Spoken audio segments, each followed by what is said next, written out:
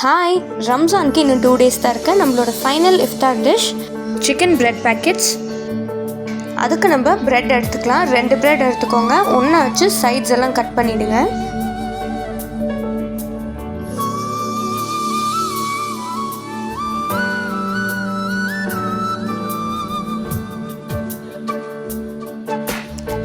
Cut பண்ண பின்னாடி இப்படி ரோல் பண்ணிக்கலாம். ரோல் பண்ணிட்ட பின்னாடி பிரெட்டை விட சின்னதாக இருக்கிற ஒரு ரவுண்ட் ஆப்ஜெக்ட் எடுத்து இந்த மாதிரி கட் பண்ணிக்கலாம்.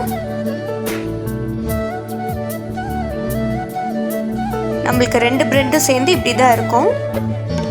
லெஃப்ட் ஓவர் பிரெட்டை இந்த மாதிரி பண்ணிவிட்டு நம்ம பிரெட் க்ரம்ஸாக யூஸ் பண்ணிக்கலாம்.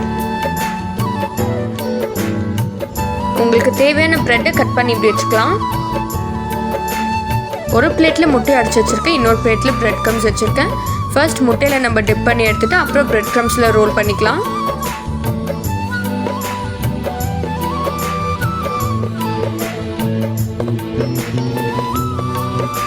கடாயில் எண்ணெய் ஊற்றி எண்ணெய் சூடான பின்னாடி நம்ம செஞ்சு வச்ச பிரெட் பேக்கெட்ஸை போட்டு நல்லா கோல்டன் ப்ரௌனாக வறுத்து எடுத்துக்கலாம்.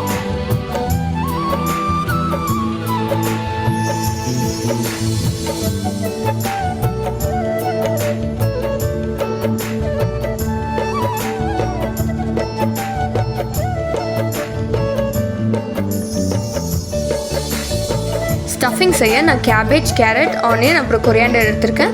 உங்களுக்கு எந்த வெஜிடபிள் வேணுமோ அதை எடுத்துக்கலாம். நல்லா தின்னாக கட் பண்ணி இந்த மாதிரி ஒரே பவுலில் போட்டு நல்லா மிக்ஸ் பண்ணிக்கலாம்.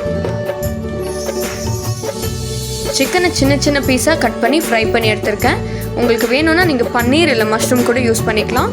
அதுக்கு மேலே நம்ம ஹோம்மேட் மயோனீஸை போட்டு நல்லா மிக்ஸ் பண்ணிக்கலாம்.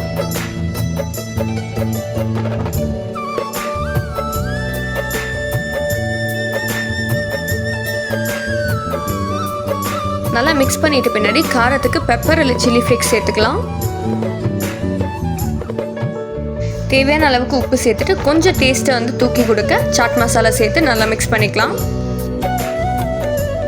நம்ம ஃப்ரை பண்ண பிரெட் பேக்கெட்ஸை இந்த மாதிரி கட் பண்ணிக்கோங்க.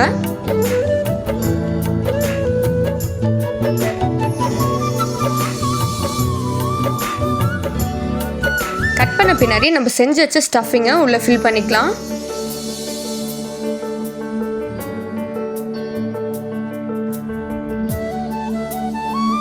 வெரி சிம்பிள் அண்ட் டேஸ்டியான சிக்கன் பிரெட் பேக்கெட்ஸ் ரெடி ஆயிடுச்சு.